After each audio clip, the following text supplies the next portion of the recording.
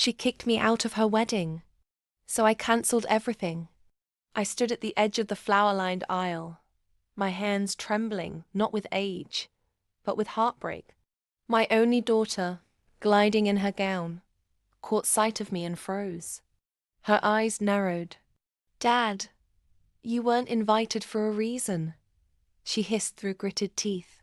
"Nobody wants you here." Gasps rippled. I'd bought that dress, paid for this entire wedding, but in that moment, I was just a ghost. So I left, quietly, no scene, no tears. Not yet.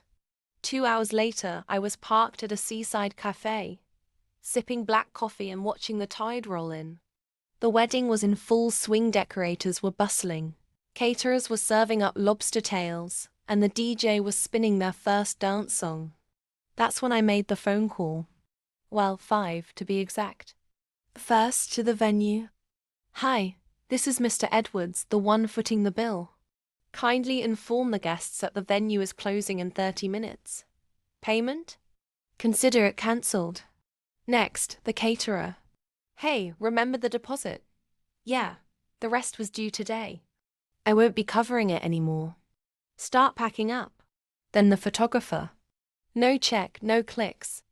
Hope you got some good candids before I was booted." The band? They were mid-song when I called. 10 minutes later, they were gone. And the final call? To the credit card company. I disputed everything. Tens of thousands. The luxury cars, the custom cake, even the honeymoon suite in Santorini. By sunset, the dream wedding turned into a nightmare reception. Guests were served cold sandwiches by angry waiters. The lights cut out mid-toast. The groom's drunken uncle tried to keep the mood alive with a harmonica solo. And my daughter? Red-faced, screaming into her phone. But I didn't answer. Now here's the twist. You'd think this story ends with her begging me to forgive her.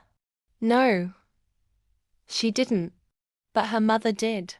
My ex-wife, who hadn't spoken to me in 15 years, called the next day. "I don't know what you did," she whispered, "but that was masterful." Then she laughed, the first time I'd heard her laugh since our divorce.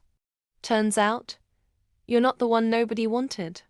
You were just the only one who ever paid attention. Turns out, they needed me more than I ever needed them." Revenge isn't always loud. Sometimes it's quiet, surgical, beautiful. And to every parent who's been tossed aside, forgotten, or disrespected, let this be your reminder. Your absence can be more powerful than your presence. If this tale of cold revenge and family karma had you hooked, then hit that subscribe button and turn on notifications. There's plenty more where that came from. Because sometimes, the best payback doesn't need a fight, just a phone call.